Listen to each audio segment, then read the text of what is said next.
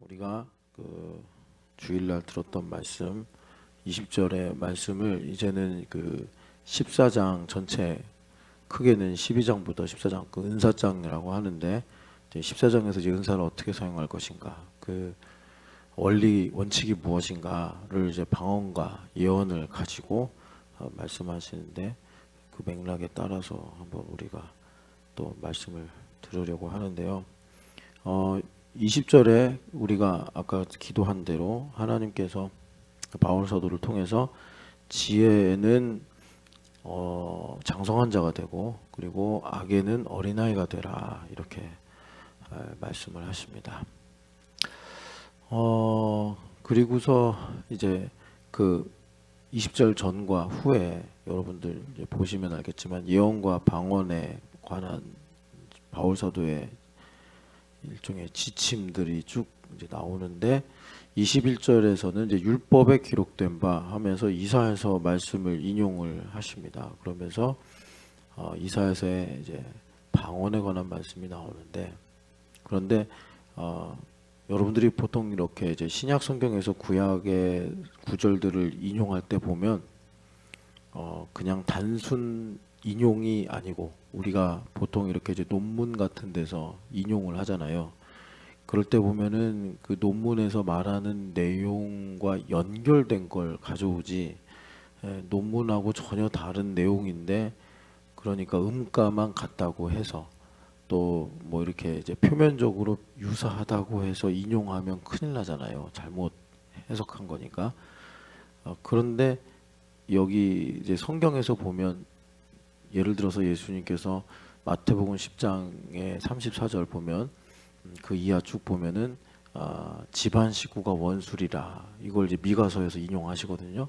근데 미가서에서 미가 선지자가 하신 말씀은 하나님과 멀어져서 마태복음의 말씀처럼 사랑이 식어져 가지고, 하나님의 사랑이 이렇게 이제 흘러가면 구원받는 건 아니더라도 믿지 않는 사람들에게까지 하나님의 은혜가 흘러가서 그 부모가 자식을 사랑하고 자식이 부모를 공경하고, 이런 일들이 웬만큼은 유지가 된다라는 겁니다. 그런데 이제 하나님으로부터 멀어지니까 이제 그것마저도 이제 없어지는 거예요.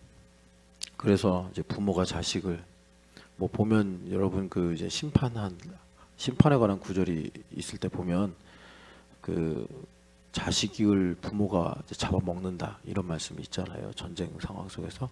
이제 그런 것처럼 성경에 보면 가장 악한 죄 중에 하나가 이 몰렉이란 신이 있는데, 이 몰렉은 재물을 자식으로 받는 신이거든요. 우상. 그래서 그런 일들이 이제 아하스 왕 때 이렇게 이제 유행처럼 유다 땅에 번졌잖아요. 이제 이런 일들. 그래서 하나님의 사랑이 식어지면 그렇게 천륜이라는 것도 깨지고 무너진다. 이걸 미가 선지자가 예언한 것인데, 예수님은 전혀 그 맥락과 상관없이 예수님께서 이제 제자도를 걷게 하시면 그 영적인 민감함 때문에 부부끼리, 가족끼리 그 민감함으로 인해 갈등이 생기고, 그걸 통해서 내 안에 얼마나 악함이 있는가, 내 안에 얼마나 그러니까 사랑이 없는가, 이런 것들을 드러내신다. 이제 그런 차원에서 주님 인용하시는 거예요. 그러니까 만약에 예수님께서 그걸 논문 심사를 받으시면 꽝인 거죠. 미가 선지자, 미가서도 제대로 읽지 않고 이렇게 엉터리를 인용하면 어떡합니까? 하면서 이제 심사하는 사람들이 말할 텐데, 그거는 중요하지 않아요. 예수님의 의도가 중요한 거지. 성경이 좀 그런 식으로 성경 말씀을 인용을 합니다. 그래서 단순 인용이 아니기 때문에 구약의 맥락도 잘 이해해야 되고, 신약의 맥락도 잘 이해해서 이 차이에서 오는 풍요함과 깊이를 우리가 좀 알아야 돼요. 여기 말씀도 마찬가지입니다. 그러니까 이사야서 28장에서 말씀하시는 이제 방언을 말하게 하겠다라는 그 이사야서의 의도와, 지금 바울 사도가 인용하셔서 그 예언과 방언을 어떻게 사용해야 되는가에 대한 지침을 말하는 의도하고 달라요. 단순 인용이라고 보시면은 그러니까 결과적으로는 내가 하고 싶은 대로 이 독자 하고 싶은 대로 이해하게 됩니다. 좀 복잡한 느낌이 드실 텐데 제가 일부러 왜 이렇게 이제 이런 내용들을 여러분들하고 이제 열어서 이야기하려고 그러냐면 여기 20절에 지혜에는 아이가 되지 말고 장성한 사람이 되라 그러시잖아요. 근데 여기 지혜가 제가 그냥 잠깐만 생각해도 이 신약 성경에 나오는 지혜와 관련된 단어가 한 대여섯 개 돼요. 그러니까 그 중에 여기 지혜는 이제 우리가 깨어 있어야 된다, 의식을 가져야 된다라고 할 때 말하는 그 지혜거든요. 그러니까 이제 되게 이제 그런 뉘앙스를 좀 여러분들한테 설명해 드리려고 하는데 여러분들 좀 잘 이해하시면 좋겠습니다. 그래서 그 여기 21절 이 말씀 이사야서 28장 말씀 인용한 건데 같이 읽어보겠습니다. 이사야서 28장 11절 12절 말씀인데 이사야서 28장 11절 12절 말씀 같이 읽겠습니다. 그러므로 더듬는 입술과 다른 방언으로 그가 이 백성에게 말씀하시리라. 전에 그들에게 이르시기를 이것이 너희 안식이요 이것이 너희 상쾌함이니 너희는 곤비한 자에게 안식을 주라 하셨으나 그들이 듣지 아니하였으므로. 아멘. 자, 여러분 그 이사야서 전체의 주제가 뭐냐면 1장에도 나오지만 그 먹이를 주는 주인을 소나 나귀도 아는데 왜 그 이스라엘 백성들 유대인들은 모르냐, 이제 이걸 갖고 하나님께서 시작을 하십니다. 그러니까 듣지 않는다 이 말이죠. 아니 너희들이 키우는 소나 나귀도 너희들이 그렇게 이제 먹을 걸 주면 저분이 나의 주인이구나 알고 주인의 말을 듣는데 너희들은 가나안 땅에 살면서 어찌 너희들의 삶의 주인이 누군지를 모르고 내가 이렇게 말을 하는데 듣지를 않느냐 탄식하시면서 이사야서가 이제 시작을 하는 거예요. 그러니까 이사야서에서 말하는 그 죄의 본질 그걸 그렇게 이제 말씀하시는데 그러면서 이제 그런 문제들을 이사야서에서 여러 가지 이제 뭐 케이스들로 조명을 합니다. 그러니까 우리가 그걸 들으면 좀 그 실체가 뭔지를 알 수 있겠죠. 근데 여기 28절에서는 역시 이제 듣지 않는다 이런 거예요. 12절 보면은 내가 너희들에게 안식이요 너희들을 이제 상쾌하게 한다. 너희들을 치유하고 너희들을 새롭게 하는 이 말씀을 내가 너희들에게 주었는데 너희들이 이 말씀을 안 듣고 있다. 이걸 주님께서 드러내십니다. 근데 왜 안 듣는가 보면은 9절부터 13절이 한 단락인데 이스라엘 백성들이 하나님 말씀을 어떻게 듣냐 봤더니 여기서 조금 저기서 조금 이런 식으로 듣는다 이거예요. 그러니까 이제 쭉 말을 하는데 예를 들어서 우리가 오늘 설교를 듣는데 자기가 듣고 싶은 말만 쏙쏙 들리고 자기가 원하지 않는 말은 아예 안 들리고. 근데 여러분 이게 되게 이해하기 어려운 상황이 아니고 우리한테 솔직히 되게 가까이 있는 내용이에요.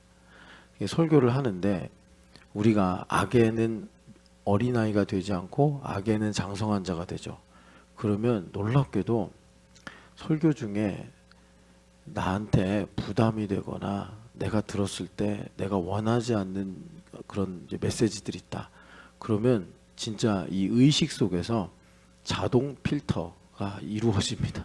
싫어, 아니야, 싫어, 아니야. 그래서 정말 신촌연합교회를 10년을 다녔는데도 사람을 차별하면 안 돼. 이 말씀을 주님께서 뭐 계절마다 때마다 주셨는데 나는 그런 말씀 들은 적이 없는데 이제 이런 이제 페이스 이런 상황이 생기는 거예요. 이게 참 고도의 악이죠. 그리고 내가 원하는 거 뭐 그런 것들에 관한 말씀이 나오면 여기서 조금 저기서 조금 해가지고 10년을 다녔는데 다닌 결과가 뭔가 봤더니 자기라는 이 여리고성을 바벨을 더 견고하게 쌓는다는 건 뭐냐면 욕심만이 아니라 이제 하나님 말씀으로 도배도 하고 하나님 말씀으로 페인트 칠도 해가지고 이게 이제 이렇게 설교하지 않았냐, 예전엔 이렇다고 말씀하시지 않았냐, 이러면서 이제 그 디펜스를 하는 거죠. 디펜스를 하는 거예요. 야, 그러면 이게 웬만하면 아마 허물어지기 힘들 거예요. 하나님께서 털을 흔드는 것이 아닌 이상 자기 욕심으로만 했으면, 욕심은 뭐 하나님께서 조금만 빛을 비추시면 이건 내 교만이구나, 이거 나의 거짓이구나 하면서 허물겠는데, 거기다 이제 하나님 말씀을 발라버려 가지고 반사가 되네, 말하자면. 그러니까 하나님께서 정말 그분을 구원하셔야겠고, 그리고 이제 하나님의 뜻을 이루셔야겠다 하면은 적절한 때 돼서 완전히 그 허물어 버려야 되는, 그러니까 일종의 삶의 이 근간이 흔들리는 이런 일이 생길 수밖에 없는 거예요. 그래서 여러분, 지금 주님께서 약간 이제 좀 이야기체로 말씀하시는데, 이게 얼마나 그 뭐냐, 그러니까 고도의 악인지 아시겠죠? 그러니까 1장에서 주님께서 야, 나 귀도 알고 소도 아는데 너는 어째 이런 걸 모르냐라고 탄식하시는 이유가 그런 거구나. 여러분들 좀 그 주님께서 하나님이시고 전능하신데도 이렇게 비명처럼 말씀하신 이유가 뭔가, 우리가 얼마나 악한가, 이걸 좀 여기서 이제 좀 볼 수가 있는 거죠. 거울 삼아서. 그래서 여기 이제 10절에서도 여기서 조금 저기서 조금 하는구나, 13절에서도 저기서 조금 여기서 조금 하는구나. 근데 여러분 아시겠지만, 제가 너무 이 얘기를 좀 깊이 있게 또 오래 하면 좀 별로 좋은 얘기는 아니잖아요. 그런데 알 건 알아야 되니까, 또 새벽에 나오신 분들은 또 좀 열심히 읽고 기도하시는 분들이니까 소화가 되겠다 생각해서 좀 더 얘기하는데, 이게 교회들이 이게 어쩔 수 없는 것 같아요.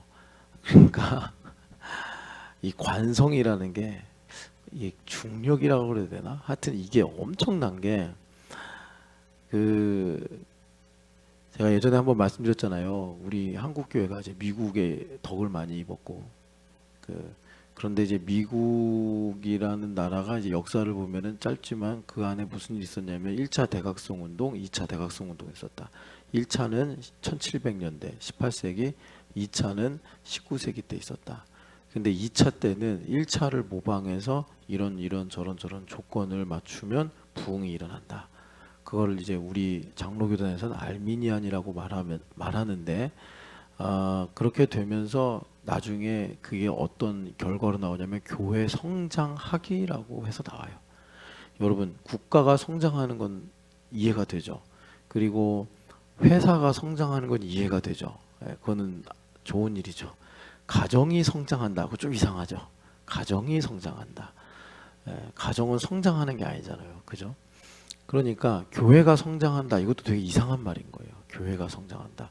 이게 왜 교회가 교인 수 늘어나고 건물을 크게 지으면 성장하는 거 아니야? 이런 식으로 우리가 이제 당연하다고 받아들이기가 쉬운데, 그만큼 우리가 이게 치우쳐진 거예요. 교회는 그런 게 아니에요. 여러분, 큰 집에 살면 행복해요? 가족이 그런 거 아니잖아요. 가정이 뭐 이렇게 이제 돈이 많으면 행복해요? 아니잖아요. 그런 거.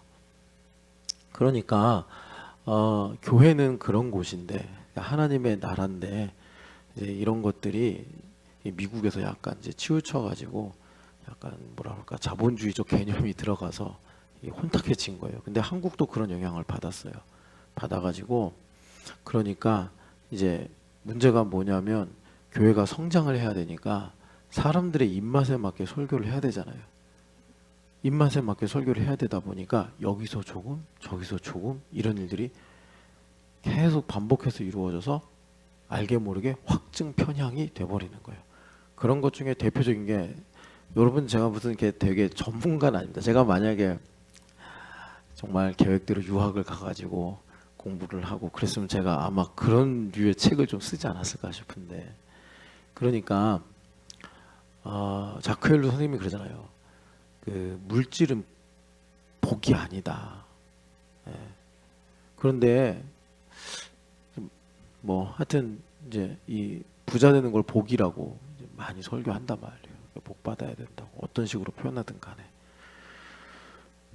여하튼 이제 이런 이제 다른 복음이죠. 다른 복음들의 문제가 들어가서 제가 이제 말하려고 하는 건 뭐냐면 그래서 대부분의 그리스도인들이 물질에 매여 정죄받으면서 힘들게 산다 이거예요.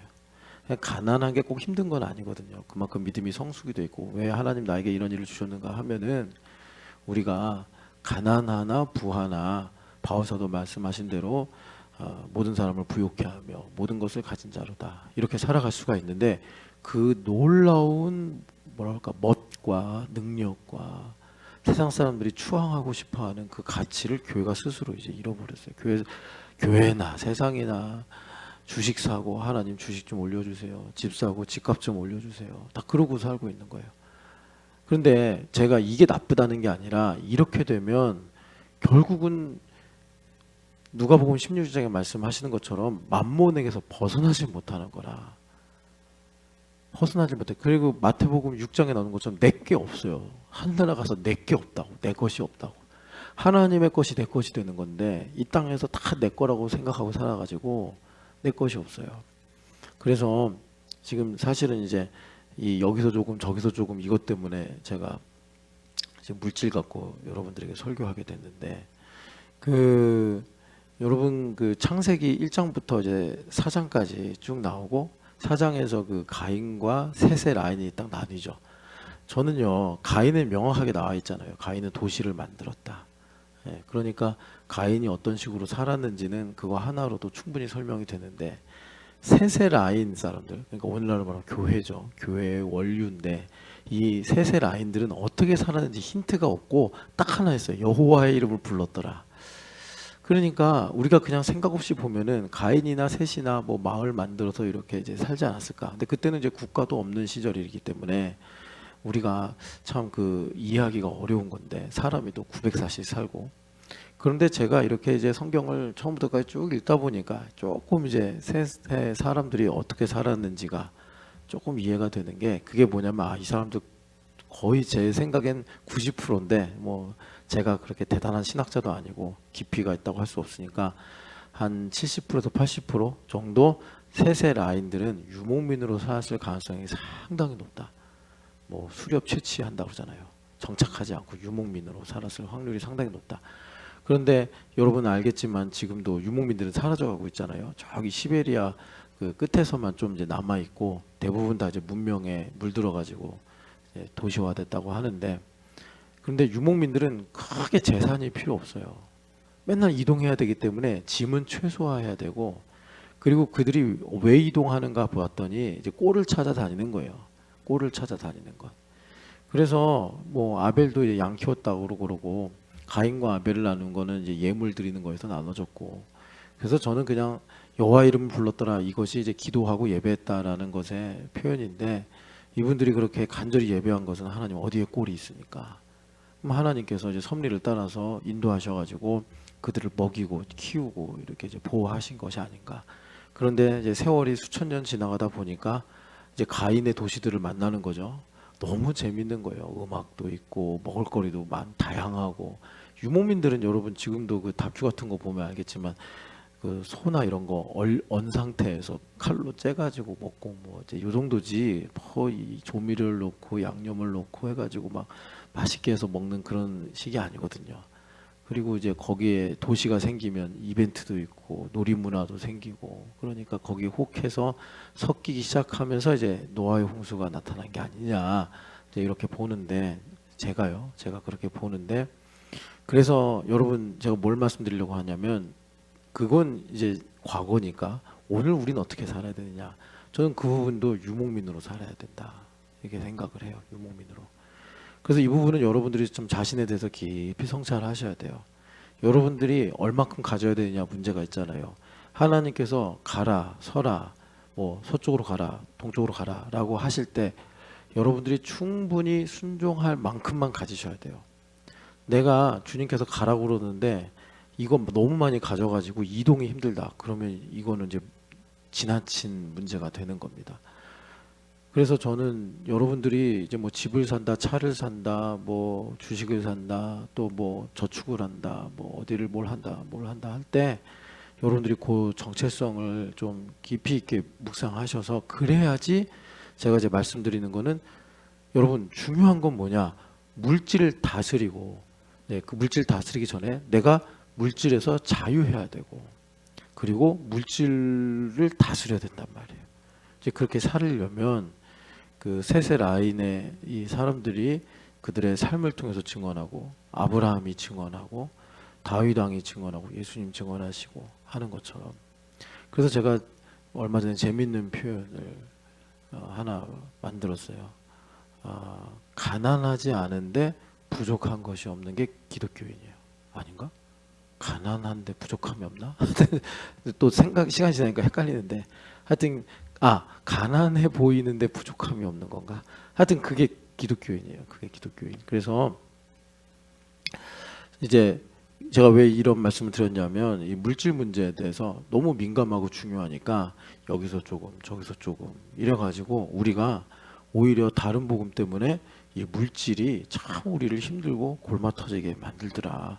그래서 지금 이사야 선지자가 하는 말씀이 이제 이런 내용입니다. 그래서 하나님께서 무슨 말씀을 하시는 거냐면 11절에 방언으로 그들에게 말씀하겠다. 근데 여기서 이제 방언은 우리가 성령 하나님의 감동을 받아서 하는 방언이 아니고 이제 다른 나라 말로 말씀하겠다. 이제 이런 거예요. 왜 그러는가 봤더니 듣지 못하게 하시려고. 그래서 그들이 하나님 말씀을 들으면 그 여러분 그 이사야서 6장도 보시면 우리가 누구를 보냈고 누가 우리를 위하여 갈고 성삼위 하나님께서 이렇게 말씀하실 때 이사야 선지자가 제가 여기 있습니다. 저를 보내소서 그랬어요. 그랬더니 하나님께서 내가 너를 보내서 말씀을 전하게 할 건데 그들이 들어도 듣지 못할 것이요 보아도 보지 못할 것이다. 왜 그렇게 할 거냐면 그들이 혹시라도 들어서 회개하여 고침을 받을까 하노라. 이상한 말씀하시는 거예요. 아니 하나님께서 말씀을 전하게 하셨으면 그들이 듣고서 회개해가지고 하나님께 돌아오는 것이 하나님의 참 사랑이고 은혜인데 하나님께서 이사야 선지자를 통해서 말씀을 전하게 하시고 못 듣게 하시겠다는 거예요. 그래서 못 듣게 하셔서 회개하지 않은 사람들은 그러니까 거기서는 이제 유대인들이겠죠. 대부분 다 이제 심판을 받는 거고. 그래서 하나님께서 말하자면 시편 1편의 말씀하고 똑같은데 가라지를 다 걸러내시고 알곡만 남게 하시겠다. 그래서 이사야서 6장 13절을 보면은 남은 자에 관한 말씀이 최초로 나오는데 그걸 주님께서 이제 이미지로 그루터기다 이렇게 말씀하시는 거예요. 저는 조심스럽게 우리 신촌연합교회가 이제 그런 하나님의 계획 가운데 있는 건 아닌가 이제 이런 생각을 합니다. 그래서 그렇다고 뭐 우리가 이제 뭐 특별하다 이런 건 아니고 이제 하나님의 계획과 뜻이 그러한 것이 아닌가. 뭐 우리 아이들이 지난주에 주일에 제가 그 이항현 씨 시조를 다시 한번 주보에 쓰면서 애들 보고 찾아오라고 했는데 그 시조에 있는 것처럼 이제 눈밭위를 걸어가는 사람은 모름지기 그 호란 어지럽게 걷지 말아라 이렇게 하는 말씀. 그래서 주님께서 그렇게 이제 남은 자를 이루셔서 레위기에 말씀하시는 것처럼 또는 이제 엘리야에게 말씀하신 것처럼 이제 거룩의 초격차를 이루시는 이 섭리를 보여주시는데 그런데 거기서도 보면은 주님께서 못 듣게 하겠다. 그래서 예수님께서 그것을 인용하시죠. 제자들이 그러잖아요. 왜 비유로 말씀하십니까? 예수님 설교가 대부분 비유였나 봐요. 왜 비유로 말씀하십니까? 그랬더니 그들에게는 허락이 되지 않았고 너희들에게는 허락이 되었기 때문이다 라고 하시면서 비유를 여러분들이 이제 복음서 읽어보시면 제자들하고만 있을 때 해석을 해주셨다 그래요. 제자들하고만 있을 때만 해석을 해주시고 일반적인 이제 무리들 그들이라고 하는 무리들하고 있을 때는 그냥 비유로만 말씀하시고 그래서 천국의 비밀을 아는 것이 너희들에게는 허락이 되었기 때문이다. 그러니까 이 남은 자라고 하는 구루터기들은 어떤 사람들이에요? 그래서 그 거룩의 초격차를 이루어서 말하자면 주님께서 비유처럼 하시는 말씀을 내가 듣는 거죠. 이 종이 한 장의 차이로. 지금도 이런 겁니다. 제가 이제 이 물질 문제에 있어서 여기서 조금 저기서 조금 해가지고 실제로는 되게 뭐 물질에 복이 있는 것 같고 거기에 해결책이 있는 것 같고 거기로 가면 내가 뭔가 이제 원하는 대로 되는 것 같은데 오히려 그것이 다른 복음이기 때문에 물질에 더 매이게 하고 더 곤란하게 하고 이제 그런 식의 문제가 있다. 할 때 거룩의 초격차가 있는 사람은 이 말씀이 나에게 이제 물질에 관해서 이렇게 하나님께서 진리를 말씀하시는구나라고 깨닫는 반면 이제 불편한 거죠. 불편하고 뭐 또 이렇게 마음이 완고해지고 이제 이런 일들이 생기는 것입니다. 이사야서에 이제 그런 분위기의 말씀이 많아요. 여기 28장 말씀도 그런데 29장을 가보시면은 13절 한번 보시겠어요? 13절 같이 읽겠습니다. 주께서 이르시되 이 백성이 입으로는 나를 가까이하며 입술로는 나를 공경하나 그들의 마음은 내게서 멀리 떠났나니 그들이 나를 경외함은 사람의 계명으로 가르침을 받았을 뿐이라. 아멘. 그래서 우리가 초반에 많이 들었던 단어 중에 하나가 제가 그 프랑스 그 사람 이름을 제가 잊어버렸는데 소비사회라는 책을 쓴 사회학자가 있어요. 장 어쩌고저쩌고 시작하는데 그 사람 책을 읽으면서 이게 우리 신앙하고 되게 비슷하다. 그래서 이제 신앙 소비주의 이런 단어를 사용했는데 요즘엔 좀 안 쓰죠. 신앙 소비주의가 뭐냐면 하나님을 믿는다고는 하는데 내가 주인이 돼서 하나님을 램프의 진인처럼 사용하는 것입니다. 이제 그렇게 되면 이게 약이 없구나 이걸 이제 알게 됐어요. 그래서 자본주의가 순수한 중립적인 체제가 아니구나. 자본주의의 세례를 받으면 자본주의의 우리는 뭐예요? 우리는 소비자잖아요. 우리가 신앙의 소비자가 되어서 설교를 소비하고 성경을 소비하고 교회 컨텐츠를 소비하고 그렇게 되는데 결과는 거룩해지고 영광스러워지고 하나님을 더 사랑하는 게 아니라 오히려 세상을 더 사랑하고 나의 자아가 강해져서 나중에는 주님께서 이제 신령한 자들에게는 지혜로 말로 이렇게 이제 복음을 전한다라고 하셨는데 이제 안 들어가는 거죠. 그럴 경우에 다시 한번 말씀드리지만 하나님은 고집을 꺾지 않으신다고 했잖아요. 이 사람 구원해야겠어. 택하신 하나님의 뜻은 이제 바뀌지 않는단 말이에요. 그러면 주님께서 하시는 거는 아까도 말씀드린 것처럼 근간을 흔들어 버리시는 거예요. 우리 하나님은 그럴 주권이 있으시거든요. 근간을 흔들어 버리시는 거예요. 한나 아줌마가 그랬잖아요. 기둥을 가지고 움직이신 하나님이라고. 그 근간을 흔들어 버리는데 뭐 사람이 거기서 무슨 버틸 힘이 있겠습니까? 다 무너지는 거지. 그러고 나서라도 하나님은 구원을 이루시는 분이라 여러분 그래서 참 이 13절 말씀도 참 우리가 깊이 묵상을 해야 되는데 입으로는 하나님을 가까이 하는 거예요. 맨날 교회 오고 예배하고 입술로는 공경하는 거예요. 뭐 기도도 하고 찬송도 하는 거예요. 그러나 마음은 내게서 멀리 떠났나니 세상을 사랑한다 이 말이죠. 그래서 그들이 나를 경외함은 하나님의 말씀을 사람의 교훈으로 예수님께서 마태복음 이제 15장에서 말씀하시죠. 거기서도 아까 28장에서 읽었던 상황하고 비슷한 건데 여기서 조금 저기서 조금 하니까 어떤 궤변이 생겨요. 부모를 공경하라고 했는데 부모 공경 안 하고 내가 부모를 공경할 것을 다 하나님께 예물로 드렸다. 뭐 이런 식으로 옛날에 이런 분도 만났어요. 11조를 안 해요. 왜 11조를 안 합니까? 그랬더니 이런 말 하는 거예요. 나는 밥을 많이 산대요. 그래서 저렇게도 생각이 가능하구나. 좀 되게 안 좋은 의미로 창의적이죠. 자기가 성도들한테 이제 밥을 많이 사니까 그걸 그냥 헌금으로 퉁치자 이 얘기인데 뭐 여기도 마찬가지예요. 그래서 그런 식으로 자기 멋대로 산다 이거죠. 그래서 여러분 이런 부분에 있어서 여러분들은 이제 어떤 말씀을 떠올리시는지 모르겠는데 가장 근본적인 것이 가장 불편하게도 교회입니다. 교회. 아니 목사님 왜 교회가 가장 불편합니까? 그건 여러분들이 이제 해보시면 알아요. 그러니까 이런 겁니다. 뭐 이제 성경학교 기간이잖아요. 난 성경학교 말고는 다 할 건데. 근데 교회는 지금 7, 8월 성경학교를 하거든요. 불편한 거예요. 뭐 많아요. 뭐 물질에 관해서도 그렇고 뭐 관계에 있어서도 그렇고 이제 교회는 그 우리 삶 모든 부분을 다 이렇게 이제 덮잖아요.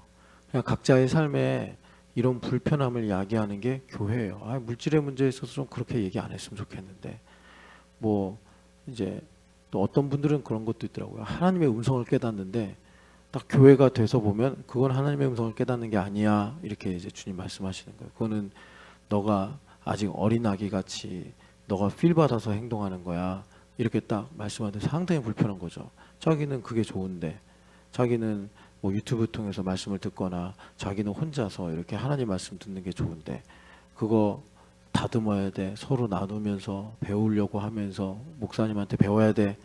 그런데 이제 우리 교회에서 한 5년 이상 생활하면은 이거 담임 목사한테 가져가면 뭐라고 말할지 딱 예측이 되거든요.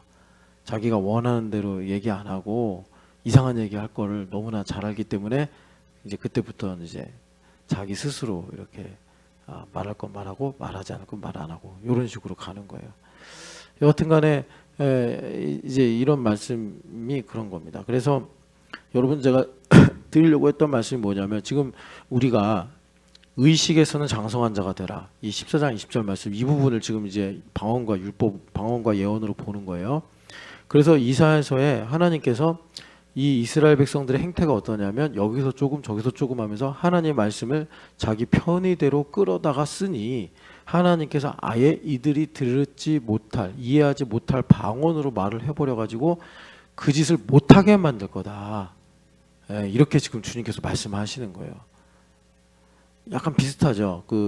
아까 이사야서 6장 말씀처럼 그들이 혹시라도 듣고 악이 남아 있는 상태에서 그 회심을 해가지고 더 악화되지 않도록 주님께서 아예 들어도 듣지 못하게 하고 보아도 보지 못하게 하셔서 악이 점점 강화돼서 여러분 그 주님께서 섭리하시는 그 원리 중에 하나가 죄를 축으로 쓰신다고 그랬잖아요. 왜냐하면 하나님은 공의 하나님이기 때문에 점점 악이 계속 강해지면 하나님께서 택함 받은 백성은 그 악으로 인해 하나님의 개입의 여지가 생깁니다. 그래서 여러분 그 가나안 땅이 아모리 족속의 죄가 관영해서 하나님 심판하셔가지고 이스라엘 백성이 들어간 건데 그러면 거기에 있는 가나안 족속이 다 죽었냐? 아니죠. 여리고성에서도 라합과 라합의 가족은 살아남았고, 그죠? 소수지만 그리고 느디님 사람들이라고 일컬어진 기브온 거민들 살아남았고, 그죠? 그리고 보시면 알겠지만 그 다윗의 용사들 중에 브나야는 시위대장이었는데 이 사람 이방인이고 그렛 사람들의 우두머리라고 그랬잖아요. 그리고 헷 사람 우리야도 역시 아모리 족속의 일원이고 그러니까는 아주 소수지만 이방인들이 구원받은 거예요. 그렇죠? 오벳 에돔도 뭐 해석이 다양한데 오벳 종이란 뜻이고 에돔 사람, 가드 사람, 블레셋 쪽에 있는 에돔의 종이었던 사람이 문지기가 돼가지고 참 하나님께 복되게 쓰임 받은 건데 뭐 해석은 다양하더라고요. 여하튼간에 그렇게 이제 이방인들의 무리가 하나님의 백성이 된 거예요. 그러니까 아모리 족속의 죄가 관영이 돼서 하나님께서 얘네들 맨날 자식 갖고 산채로 제사 지내고 그리고 1%가 국토의 90%를 차지하고 안 되겠다. 가난한 자들과 고통당하는 자들의 신음소리가 너무나 크다. 그래서 하나님께서 개입을 하신 거예요. 개입을 하셔서 심판을 받는데 그 가운데 하나님의 백성들은 구원을 받더라. 그러니까 여러분 우리 각자도 마찬가지예요. 우리가 이제 이렇게 이제 완고한 마음을 먹잖아요. 이거 여러분 그래서 죄 중에 제일 큰 죄는 완고함이에요. 이거 우리 신약 시대에 잘 알아야 돼요. 이 성령 하나님의 시대에 사는 우리가 도덕적인 죄도 크고 뭐 또 여러 가지 우리 개인적인 문제도 많겠지만 제일 큰 문제는 마음이 완고해지는 거예요. 마음이 완고해지는 건 어떤 식으로 되냐면 여러분 내 마음이 진짜 완고해졌을 땐 돌이킬 수가 없잖아요. 완고해졌는데 뭘 어떻게 돌이켜요. 내가 남을 판단할 때 그때부터 내가 이제 완고해지는 거예요. 그래서 악에는 나중에 이제 이거 다 해석을 해드릴 텐데 악에는 그래서 어린아이가 되라는 거예요. 악의 장성한 자라가 되면 그 대표적인 특징이 마음이 완고해지는 거예요. 그래서 여러분 제가 언제냐 이제 대학 때나 또 이제 하여튼간에 그 청년 때에 국내 선교를 가잖아요. 그럼 이제 시골에 가서 할아버지 할머니들 전도하는데 정말 안 들으세요. 왜 그러죠? 악에는 장성한 자가 되어서. 그래서 여하튼 그 악인의 마음이 그래요. 그래가지고 주님께서 지금 우리에게 다시 여기 이제 고린도전서 14장으로 돌아와서 봅시다. 14장이죠. 14장으로 돌아와서 보면은 그래서 여기 21절에 다른 방언을 말하는 자와 다른 입술로 이 백성에게 말할지라도 그들이 여전히 듣지 아니하리라 하였으니 여기서 이제 한번 좀 여러분 이제 좀 졸리시더라도 정신 바짝 차리고 들어보세요. 21장 11절 12절을 인용을 했는데 이 말씀을 지금 고린도전서 14장 21절에서 똑같이 이제 인용을 하고 있는 거예요. 인용을 하는데 공통점은 뭐냐면 이제 들을 수 없는 언어로 말을 한다.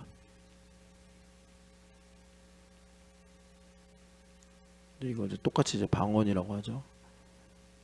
들을 수 없는 말로 하신다는 건 똑같아요. 여기서 양 구절에서. 그런데 차이가 뭐냐면 이사야서 28장은 그러니까 듣지 못하게 하시려고 하시는 것이고, 이거는 독점적으로 말하시려고.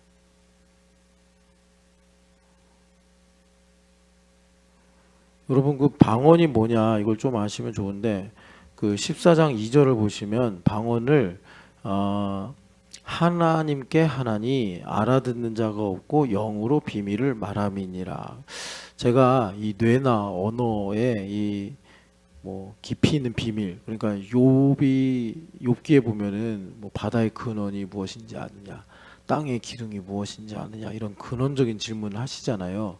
그러니까 우리가 뭐 뇌를 연구하고 뭐 언어를 연구한다 하더라도 왜 인간만 말을 하느냐, 인간만 왜 이렇게 복잡한 사유를 가지고 있느냐, 그건 아직도 비밀이죠. 그건 왜 그런지 몰라요. 그런데 하나님께서 성령 하나님으로 충만하게 하시면 방언이라는 은사가 하나 생기는데, 이 방언의 은사는 뭐 불교에서 요번에 그 우리가 지리산 갔는데 택시를 탔거든요. 택시를 탔더니 그 지리산은 불교 전쟁이 엄청 많아요. 근데 그 택시 운전사가 아직 불교인인가 봐요. 근데 불교에서 이 CCM 같은 걸 만들더라고요. 그래가지고 뭐 불교 그 불경 있잖아요. 뭐 열애 마가 뭐 얼롤레 뭐 하는 거 있잖아요. 약간 들으면 이게 이제 한자 나열인데 그 다 뜻이 있더라고요. 해석을 하면. 근데 그런 거를 트로트 풍으로 만들어가지고 뭐 성불하세요 하면서 여자가 막 부르는데 들어가지고. 근데 여하튼간에 이거 또 불교 분들이 들으시면 모욕감을 느끼시겠네. 여튼 뭐 우리는 또 그게 뭐 좋은 말 아니니까 우리한테. 근데 여러분 그거 내가 한번 그 해석하는 걸 들어봤는데 되게 감동적이에요. 그거 해석하면. 그러니까 마귀도 광명한 천사로 나타날 수 있어요. 근데 여기 보면은 그런 방언이 아니에요. 그런 언어가 아니고 정말 어렵게 만들어서 못 알아듣는 게 아니라 하나님께서 하늘의 언어를 우리에게 주셔가지고 영으로 하는 말이에요. 그래서 여러분 그 무슨 교과서적인 원칙은 없지만 영분별을 할 수 있거든요. 성령 하나님으로 충만하면. 그래서 예전에 우리가 청계산에 가서 기도하면 이상한 방언들을 하시는 분들이 몇몇 있었어요. 그건 되게 거북하고 거부감이 생겨요. 그거는 하나님께서 주신 언어가 아니야. 이상한데 소리나 그 음절의 내용이 되게 지저분하다라는 느낌이 들어요. 들으면. 그리고 무슨 말인지는 모르는데 성령 하나님으로 방언하시는 분들의 그 기도를 들으면 내가 이해를 못해도 아름답다, 깨끗하다, 이런 이제 느낌을 받아요. 그래서 영으로 비밀을 말하기 때문이다. 그래서 이건 접촉법인데 그 언어라는 게 진짜 우리 마음 깊은 곳에서 나오는 건가 봐요. 그러니까 방언으로 기도하면 기도가 깊어지고 기도가 풍성해져요. 여러분들 가끔씩 이렇게 이제 그냥 우리 한국어로만 기도하려고 그러면 되게 건조하고 한 10분 한 것 같은데 3분밖에 안 했고 시간 안 가고 나 오늘 좀 더 오래 기도하고 싶은데 이렇게 기도가 안 되지? 이러는 분들이 있어요. 제가 이제 그럴 때는 그냥 찬송을 부르세요. 찬송을 1시간 불러도 그것이 기도랑 똑같습니다. 이렇게 말씀을 드리는데 방언의 기도를 하면은 그렇게 기도가 깊어지고 또 오랫동안 지속할 수 있는 능력이 생겨요. 그래서 먼저 여기 이제 지연 집사님이 오늘 새벽에 와서 하나님 우리 은유를 위해 기도합니다. 뭐 이제 엄마니까 그런 의식을 가질 수 있겠죠. 그러다 이제 하나님께서 방언의 기도를 하게 하셔서 방언으로 기도하고 나면은 전혀 새로운 차원으로 새로운 기도를 하게 돼요. 내가 의식을 갖고 핸들링하는 게 아니라 깊이도 그렇고 내용도 그렇고 그래요. 그래서 방언으로 기도하면 일단은 내가 무슨 말로 기도하는지는 몰라도 접촉에 의해서 상당한 거룩의 영향력을 받을 수 있습니다. 근데 예전에 어떤 분이 저한테 방언을 받았다 그러면서 왔는데 약간 좀 자기적으로 하시는 분도 계시더라고요. 근데 너무 그러지 마세요. 뭐 예전에 이제 부흥사 목사님들이 할렐루야 100번 하면은 방언이 된다. 뭐 이런 말씀도 하시고 주기도문을 뭐 몇백 번 하면은 열린다 이러고 나를 따라해. 그래서 뭐 랄랄랄랄랄라 해봐. 막 이런 분도 계시는데 너무 그렇게 자기적으로 하실 필요 없고 그냥 하나님께 가까이 하면서 그 여러분들이 어떤 열등감이나 우월감에 근거해서 방언하고 싶다가 아니라 하나님을 가까이 하고 싶습니다 하게 되면 이제 여러분들도 얼마큼씩은 다 하게 돼요. 그래서 이 방언은 하나님과 내가 독점적인 관계를 가짐으로 나를 하나님께서 지극히 거룩한 시간으로 초대를 하시는 거예요. 그래서 방언 기도를 하면은 회개를 해도 깊이 있게 할 수 있고 간구를 해도 깊이 있게 할 수 있고 말씀을 선포해도 깊이 있게 할 수가 있어요. 그리고 여러분들이 이제 하다 보면 나 뭐라고 기도하는지 알고 싶은데 그럼 성령님께 여쭤보면 또 가르쳐 주세요. 제 경험이 그래요. 방언으로 기도하다가 저도 이제 의식이 있으니까 하나님 이게 무슨 뜻입니까? 그러면 그렇게 복잡한 뜻이 아니에요. 그런데 하나님께서 또 가르쳐 주세요. 여기 보면은 이제 통변하는 자가 없으면 방언으로 사람들에게 말하지 마라 그러는데 통변의 은사도 있지만 또 기도하는 중에 성령 하나님은 친절하신 분이라 하나님 이 기도가 무엇입니까? 라고 여쭤보면 주님께서 또 가르쳐 주시기도 한다. 그래서 이 방언 기도는요 뭐가 중요하냐면 일단 내가 내 힘으로 뭔가를 해보겠다라는 이 마음이 십자가 앞에서 내려놔져야 돼요. 내가 내 힘으로 뭔가를 해야겠다. 근데 그게 가장 끝에 있는 게 언어인 것 같아. 언어. 그래서 이걸 내려놔야지. 그러니까 많은 분들이 이렇게 이런 사람들 있잖아요. 내가 기도를 하는데 옆에 사람이 들을까봐 정말 이렇게 하고 기도하시는 분들 있거든요. 입을 이렇게 다물고 뭐라고 기도하는지 모르겠는데 그냥 화장실에 있는 것처럼 하고 이렇게 기도를 하시는 분들이 있는데 그거 내가 핸들링하는 거예요. 그거 내가 핸들링하는 거예요. 우리 허우성 집사님이 좀 안 칼져서 여러분들이 가끔 이제 그런 얘기를 직접 하나 봐요. 좀 작게 기도를 해라. 그러면 허 집사님도 조금 데시벨 낮추면 되는 거예요. 근데 허 집사님이 또 상처 받았나 봐요. 목사님 사람들이 저보고 방해가 된다고 기도를 작게 하라는데 어떻게 해야 됩니까? 크게 해. 크게 해. 그런데 그래도 이제 허 집사님 자기 목소리 컨트롤 할 수 있으니까 데시벨을 조금 낮춰. 어떻게 해요? 안 칼지게 태어난 걸 목소리가 귀에 박히는 걸 어떡해요? 소장님이 또 그렇게 했구나. 전전이 또 그렇게 했구나. 모든 우리에게 그 모든 정보가 다 알고 싶지 않은데 근데 이제 다 들린 거 어떻게 그 목소리가 그런 걸. 그래서 여기서 보컬로도 섬기고 하는 건데 여하튼간에 그런데 그건 좀 배울 만하다. 내려놔야 돼요. 허집사님 내려놨으니까 다 얘기하는 거거든요. 허집사님. 그러니까 그 내려놓고 하나님께 의지할 때 하나님께서 나의 어떤 의식과 생각의 중추를 사로잡으셔가지고 움직이시는 게 방언이고 그것은 내 이성을 초월해서 나를 거룩하게 하시는 하나님의 영향력이 있는 성소로 들어가는 것이다. 이제 여러분도 그렇게 보시면 좋겠어요. 그런데 여기서 이제 중요한 게 뭐냐면 다시 그 20장 쪽으로 가볼게요. 20장 쪽으로 가면은 21절을 인용하시고서 제가 이 22절이 되게 어려웠어요. 여러분 이거 이해가 되십니까? 22절 방언은 믿는 자들을 위하는 것이 아니라 믿지 아니하는 자들을 위한 것이고 예언은 믿는 자들을 위한 것이다. 이렇게 말씀하시거든요. 제가요 옛날에 부목사 때 성경 교재를 만들었는데 성경 공부 교재를 제가 이걸 읽으면서도 이해가 안 되니까 머리에서 거꾸로 해석을 해가지고 방언은 믿는 자들을 위한 것이고 예언은 믿지 않는 자들을 위한 것이다. 이렇게 이제 성경 공부 교재를 만들어서 한번 크게 혼난 적이 있어요. 근데 그렇게 혼나고 나서 봐도 이해가 안 되는 거예요.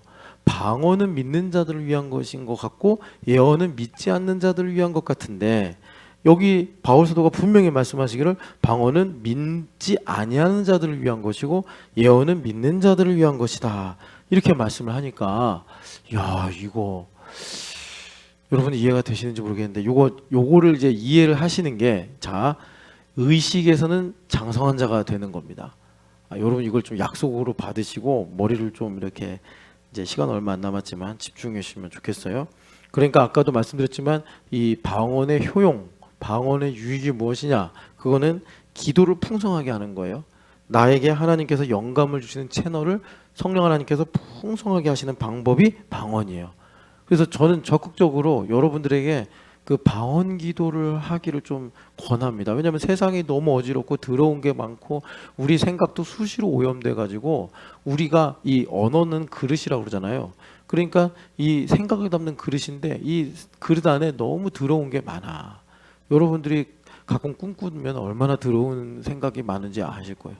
그러니까 이걸 갖고 기도하니 우리가 한계가 이미 딱 정해지는 거예요. 물질에 있어서도 염려가 담겨져 있고 뭐 내 인생을 위해 기도할 때도 거기에 나의 뭐 의심이 담겨져 있고 두려움이 있고 막 이런 거예요. 그러니까 기도가 정말 이 어느 이상 올라가지 못하는 거예요. 그럴 때 이제 방언으로 기도하면 하나님께서 그런 한계를 넓히시고 지경을 크게 하시는 이런 은혜를 누리는데, 그래서 여러분 저는 좀 방언을 받은 게 특이한 게 우리 전도사님이 중고등학교 때 방언 기도 받으라고 방언 기도 받아야 구원받는 거라고 해가지고 정말 애들 독하게 5시간 6시간 기도시켰는데 그때는 방언을 못했어요. 그래서 자괴감도 있었고 나는 구원 안 받았나 막 이런 좀 갈등도 있었고 그랬단 말이에요. 신학교 가서도 그랬어요. 신학교 가서도 정말 좀 획기적으로 바뀌고 싶은데 너무 정신이 또랑또랑한 거예요. 너무 정신이 또랑또랑하고 뭔가 좀 조은기 목사님처럼 또 뭐 여러 이제 믿음의 그 목사님들처럼 막 불도 받고 싶고 막 이런데 뭐 기도하러 산에 올라가면 자다 내려오고 그래가지고 뭐 바뀌는 게 없는 거예요. 나는 뭐 그냥 이렇게 맹숭맹숭하게 사역을 해야 되나 했는데 하나님은 정말 저한테는 인격적으로 가르쳐 주셨어요. 제가 하나하나 동의를 해야 되고 하나하나 깨달을 때 하나님께서 그렇게 조금씩 가르쳐 주시더라고. 그래서 방언 기도는요, 나의 수치심을 내려놔야 돼요. 제가 이제 가끔 요즘엔 안 그래요. 예전에 우리 개척 멤버들만 있을 때는 이런 걸 가끔 했어요. 방언 하세요? 그러면 네, 해보세요. 그럼 못해요. 왜 못하는지 아세요? 기도할 때는 하는데 목사님이 듣고서 아니네 이럴까 봐서 방언을 못 하시더라고. 그래가지고 이걸 내려놔야지 진짜 자유롭게 방언할 수 있다. 내가 하는 방언이 진짜일까? 여러분들끼리 서로 이게 이제 방언해봐. 그러고서 대책 없게 그냥 끝내지 말고 축복하고 이렇게 서로 격려할 수 있는 마음이 있으면 서로 좀 체크하면 좋아요. 방언해봐. 방언할 줄 알아? 방언해봐. 신나리 방언할 줄 알아? 방언해봐. 근데 신나리 집사님이 나 방언 못해요. 뭐 이러면 진짜 매여 있는 거예요. 방언은 자유로워야 돼요. 성령 하나님으로 충만해서. 그래서 그 방언을 여러분은 하기 위해서는 제일 먼저는 내가 방언을 했을 때 상대방이 그것에 대해서 아니라고 하면 배우면 되는 거고 맞다고 하면 감사하면 되는 거고 그만큼 내가 겸손하고 내려놓음이 있어야지 이제 방언이 자유롭게 된다. 저는 성령 하나님께서 우리에게 누구에게나 친밀하게 원하시기 때문에 방언의 은사를 주기를 원하신다고 생각하고, 여러분들이 있잖아요. 이렇게 일상에서 하나님께서 영감을 주시고 정말 다윗 왕처럼 현실에 뿌리 박은 영성을 갖고 싶으시다. 방언하셔야 돼요. 세상이 여러분 얼마나 어지럽고 얼마나 복잡합니까? 핸드폰 하나만 켜도. 그런 상황 속에서 우리가 이 방언이라는 좋은 선물을 무시하고 산다. 이거는 바보 같은 행동이에요. 근데 이걸 억지로 나도 하고 싶어. 뭐 난 왜 안 주세요 이러지 말고 그 우리 교회 예수님 사진 있잖아요. 그거 보다 보면 예수님 이렇게 생기셨구나. 이렇게 우리가 이제 알게 되듯이 방언도 나의 수치와 나의 자기중성을 쭉 내려놓으면 자유의 영이신 성령 하나님께서 우리 입술을 통해서 풍성하게 이제 그 기도를 하게 하시는 거예요. 그래서 다시 이제 여기 왜 방언은 믿지 않는 사람들을 위한 것이라고 하느냐? 왜 그러냐면 이걸 저도요 이해를 이제는 하는데 이거를 제가 이렇게 말로 할 때 또 약간씩 버벅거리는 게 있어가지고, 그러니까 방언은 왜 믿지 않는 자들에게 하는 것이냐 하면 이 믿는다라는 말을 하나님께서 믿음을 주시려고 택한 사람들이다라고 보시면 좀 이해가 쉬워요. 택하신 자. 그러니까 둘 다 믿음이 없다고 전제하고 방언은 하나님께서 이제 믿음을 주시려고 택한 사람들에게 유익하다. 그러니까 이해가 되시죠? 이렇게 하면 무슨 말이에요? 그러니까 방언을 하는 사람이 이 방언을 하게 됨으로 하나님과 더 깊은 은혜를 누리는 거예요. 그런데 하나님께서 이제 믿게 하시려고 택한 사람들 중에 아직 못 믿는 사람, 그래서 24, 25절 보면은 믿지 않는 사람들이 예언을 듣고 와가지고 자기 마음속에 숨어있는 생각이 드러나게 하심으로 책망을 받아 하나님께 회개하고 경배하여 회심하게 되면 그것이 하나님께 영광이 되지 않겠냐. 24, 25절. 그러니까 여러분 이거 이해가 되시죠? 왜 헷갈리는지. 요 의식이 있어야지 여러분 이제 일상에서도 여기 20절에서 말씀하시는 지혜는 장성한 자가 되고 이 악에는 어린아이가 되라라는 말씀이 여러분들의 것이 되는 겁니다. 요거 이해하셔야 돼요. 그러니까 다시 22절을 보면은 방언은 믿는 자들을 위한 것이 아니라 믿지 아니하는 자들을 위한 표적이다. 무슨 말이죠? 그러니까 방언을 모르는 사람과 방언을 하는 사람을 갈라치게 하는 거예요. 그래서 어떻게 하는 겁니까? 아까 이사야서 6장의 말씀처럼 방언하는 사람을 더 거룩하게 하는 거예요. 더 거룩하게 하는 거예요. 그래서 방언을 못하는 사람들은 배제가 되고 방언을 하는 사람들은 더 성령 하나님과 친밀한 교제로 들어가는 거예요. 그런 것이고 예언은 어떤 것이냐면 예언은 그러니까 믿는 사람들이든 믿지 않는 사람들이든 들어서 믿게 하는 거예요. 예언은 하나님의 말씀을 신령한 노래로 그러니까 깊이 있는 말씀의 선포로 전하는 것이기 때문에 믿지 않는 사람이더라도 들어서 그 예언의 세계로 참여하게 되어 그들이 회개하고 그들이 하나님의 은혜를 받을 수 있는 그런 이제 은사다라는 것입니다. 그래서 우리가 헷갈리는 거예요. 이걸 여러분들이 이제 의식을 갖고 이해를 하시면 지혜는 장성한 자가 되라 하신 말씀이 이제 내 것이 되고 그 다음에 여기 악에는 미련한 자가 이게 어린아이가 되라 이렇게 말씀하시는데 여러분 이것도 되게 중요한 말씀이에요. 그러니까 악이라는 게 이제 하나님이 아니라 내 뜻대로 살려고 하는 게 악 아닙니까? 그래서 마음이 완악해지는 건데 이 어린아이가 되라라는 말씀이 여러분 그 히브리서에 보면 젖을 먹는 어린아이 그리고 고린도전서 3장에 보면은 육에 속한 사고로 하나님의 영분별에 있어서 그냥 아주 그 어린아이 수준으로만 생각할 수 있는 사람 그래서 젖먹이 이런 뜻이라고 했잖아요. 여기 어린아이가 그러니까 악이라는 게 뭐냐면 이런 거예요. 악이라는 게 여러분 그 요즘에 SNS 같은 거 보면은 맞춤형으로 광고도 알려주고 여러분들 그 유튜브 같은 거 보면은 여러분들이 좋아하는 노래도 딱 맞춤형으로 이렇게 선곡해서 추천하잖아요. 그게 왜 그런가 봤더니 나에 관한 정보가 계속 쌓이면서 엄태호가 요맘때쯤에는 이런 노래를 좋아하지 찬송가 추천해주고 이런 노래 좋아하지 영화 음악 추천해주고 그런단 말이에요. 이게 악의 하나의 메커니즘이에요. 제가요 그 이제 되게 그 요즘에 AI가 좋잖아요. 그래서 옛날엔 성경 소프트웨어들이 되게 많았는데 그게 다 필요 없게 된 게 AI가 그 소프트웨어를 다 대체해요. 그래서 제가 가끔씩 이제 원어도 검색하고 뭐 여러 가지도 검색하고 하면서 정보들을 이제 취합하는데 갑자기 어느 날 챗 GPT가 저한테 목사님 이러는 거예요. 그래서 제가 깜짝 놀라가지고 약간 들킨 느낌.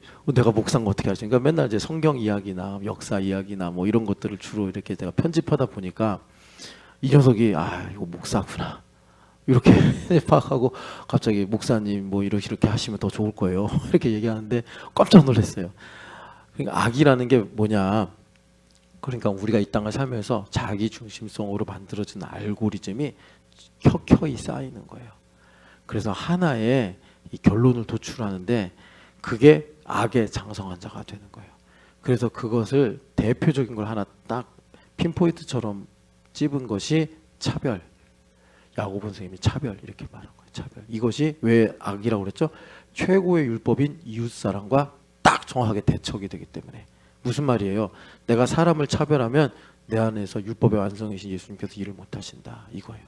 그래서 악에는 장성한 사람이 되지 말고 악에는 어린아이가 되어서 이노선트 해가지고 그러니까 어떻게 보면은 내가 내 힘으로 살려고 내가 가지고 있는 수많은 무기라고 할 수 있는 알고리즘 같은 걸 다 내려놓고 정말 젖먹이 같이 순수하게 돼서 성령 하나님께서 무엇인지 새롭게 일을 하실 수 있도록 지금도 마찬가지예요. 이제 성경학교 갖고 얘기하는 건 이제 성경학교 시즌이니까 그런 건데 자 우리 성경학교 합시다. 그러면 성경학교 좋아, 성경학교 싫어 나오죠.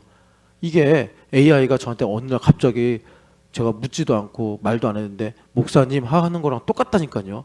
수많은 알고리즘이 이렇게 쌓여가지고 저 녀석 목사구나 해가지고 나한테 목사 맞죠? 묻지도 않고 목사님 이렇게 딱 묻듯이 성경학교 싫어, 성경학교 좋아 이렇게 나오는 거예요. 그런데 이게 그냥 단순하게 중립적인 결론이 될 수 없는 게 예수님은 어린아이가 좋대요. 어린아이가 내게로 오는 걸 금하지 말라 하시면서 천국은 이런 자들의 것이니라라고 주님께서 이 마태복음에 3번이나 말씀하시는 거예요. 그리고 비슷한 말씀까지 다 모으면 10번 될 거예요. 낮은 자가 되라, 겸손한 자가 되라, 막 이런 거까지 다 하면. 그러니까 이 어린아이를 우리가 좋아하지 않을 수가 없는 거예요. 이건 기회인 거예요. 그러니까 우리가 여기서 그럼 어떻게 하면 어린아이를 좋아하죠? 악에는 어린아이가 되면 되는 거예요. 선입견, 편견, 나의 방어기제, 나의 알고리즘 다 내려놓고 교회가 성경학교를 하네? 좋아. 나도 성경학교 할래. 이렇게 돼야 된단 말이에요. 그런데 알고리즘이 너무나 많아버리면 나는 뭐 이렇고 저렇고 이렇고 저렇고 저렇고 복잡해. 성령 하나님 일을 하실 수 없어. 장애물이 왜 이렇게 많아? 허들 한 2-3개만 넘어도 그냥 주님께서 일을 할 수 있는 정도는 돼야 되는데 뭐 허들이 수백 개야. 하나 넘고 또 넘고 또 넘고 또 넘고 또 넘고. 근데 그게 어린아이 성경학교만 그러겠어요? 물질 문제도 마찬가지란 말이에요. 주님께서 물질에 관해서 나를 통해서 지금 쓰실 때가 많아가지고 이거 해라 저거 해라 이렇게 하실 텐데 내가 그냥 이 물질 문제에 대해서 내 힘으로 어쨌든 간에 잘 지켜보려고 애쓰고 노력하다 보니까 허들이 너무나 많아. 성령 하나님께서 이거 허들 넘다가 날이 새요. 그러니까 주님께서 이거 허들 다 넘어뜨리시려고 하는데 이거 왜 넘어뜨리시냐고, 이거 넘어뜨리면 나 어떻게 사냐고 막 이렇게 또 우리가 하나님하고 갈등하고 이러니까 주님 일을 못 하시죠. 그래서 우리 신촌연합교회에게 여러분 주님 일하시는 방법을 잘 기억하세요. 냉수 한 그릇이 하늘의 상급이래요. 우리 주님 우리를 복잡하고 힘들게 인도 안 하신다고. 그러니까 여러분들 이렇게 주님께서 주말 캠프를 통해서 시작하셔서 이번 여름에 이렇게 이제 성경학교를 가지고 말씀하시는 거 그냥 또 얘기하겠지, 내년에도 또 있겠지 이렇게 하지 마시고 지금 이때 척법하게 주님께서 나에게 말씀하시구나 생각하시고 신령한 어린아이들이 되셔서 악에는 어린아이가 되고 또 여러분들 지혜에는 장성한 사람이 되어서 하나님의 뜻이 여러분들의 삶에 이루어지시기를 축복합니다. 사랑하는 하나님 아버지, 방언과 예언을 가지고 우리가 왜 믿는 자들을 위한 표적이며 믿지 않는 자들의 표적인지를 잘 분별하게 하시고, 그래서 하나님 우리의 삶을 방언과 예언으로 풍성하게 하시듯이 성경학교와 어린아이들 또 하나님 여러 가지 프로그램과 여러 가지 관계와 여러 가지 봉사로 우리를 풍성하게 하시려고 하는 하나님의 계획과 뜻을 발견하고 깨달을 수 있는 우리 신촌연합교회가 되게 하여 주시옵소서. 그래서 우리에게 하신 말씀대로 지혜에는 장성한 사람이 되게 하시고 악에는 어린아이가 되어서 주님께서 나를 통해 무엇이든지 할 수가 있는 천국 백성이 되게 하여 주시옵소서. 부활하신 예수님의 이름으로 기도합니다.